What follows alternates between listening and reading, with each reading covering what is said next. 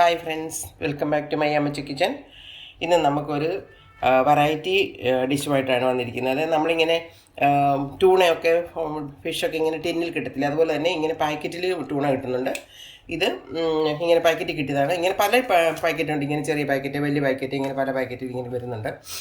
അത് നമുക്കൊന്ന് തോരൻ വയ്ക്കാം. തോരൻ വെക്കാം, പിന്നെ മസാലയായിട്ട് വയ്ക്കാം. പക്ഷേ ഇപ്പം ഞാനിവിടെ തോരൻ വെക്കാൻ പോവാം. ഇങ്ങനെ ഇതുണ്ട് ടൂണ ഫിഷ്. ഇതൊന്ന് തോരൻ വെച്ചിട്ട് ഇതൊന്ന് കട്ട് ചെയ്തെടുത്തിട്ട് വരാം. ഈ ഒരു പാക്കറ്റിൽ നിന്ന് ഇങ്ങനെ നല്ല പൊടിയായിട്ട്, ഞാനൊരു പീസായിരിക്കും നല്ല പൊടിയായിട്ട് വന്നിട്ടുണ്ട്. ഇത് ടൂണയാണ്. ഇങ്ങനെ ഒരു 2 പാക്കറ്റ് ഉണ്ടെങ്കിൽ നമുക്കൊരു തോരൻ ആവശ്യത്തിന് മതിയാവും. ടൂണ ഫിഷ് തോരൻ വയ്ക്കാൻ വേണ്ടിയിട്ട് നമ്മൾ ഒരു പാൻ വെച്ചു. അതിലേക്ക് ആവശ്യത്തിനുള്ള എണ്ണ ഒഴിച്ചു കൊടുത്തു. ഇനിയും ചെറുതായിട്ട് അരിഞ്ഞ ഒരു ചെറിയ കഷ്ണം ഇഞ്ചി ഒരു വിധം വാടിയിട്ടുണ്ട്. ഇനി അതിലേക്ക് നമുക്ക് ഒരു വലിയ സവാള അരിഞ്ഞതിട്ട് കൊടുക്കാം. മീഡിയം സൈസ് ആണെങ്കിൽ 2 എണ്ണം എടുക്കാം. 2 പച്ചമുളക് ചെറുതായിട്ട് അരിഞ്ഞത്,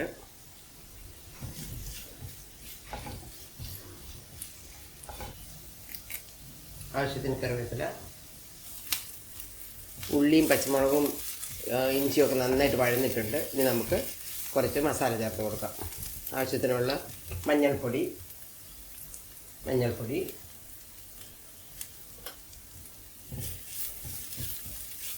ഒരൽപ്പം ചില്ലി ഫ്ലേക്സ്,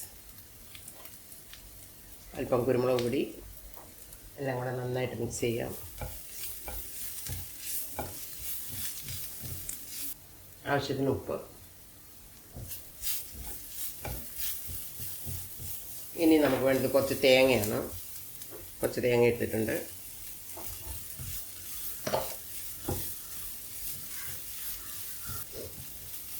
നമ്മളെടുത്ത് വെച്ചിരിക്കുന്ന ടൂണ അതിലേക്ക് ചേർത്ത് കൊടുക്കാം. അതിനകത്ത് ഉള്ള പ്രിസർവേറ്റീവ് ഒക്കെ ഉള്ള വെള്ളം എല്ലാം ഉണ്ടെങ്കിൽ അതങ്ങ് കളയണം.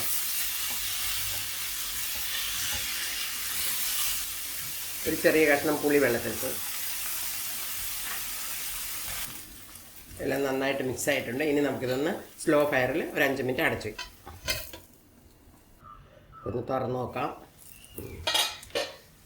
അടിപൊളി മണം വരുന്നത് റെഡി ആയിട്ടുണ്ട്. നല്ലതായിട്ട് വന്നിട്ടുണ്ട്.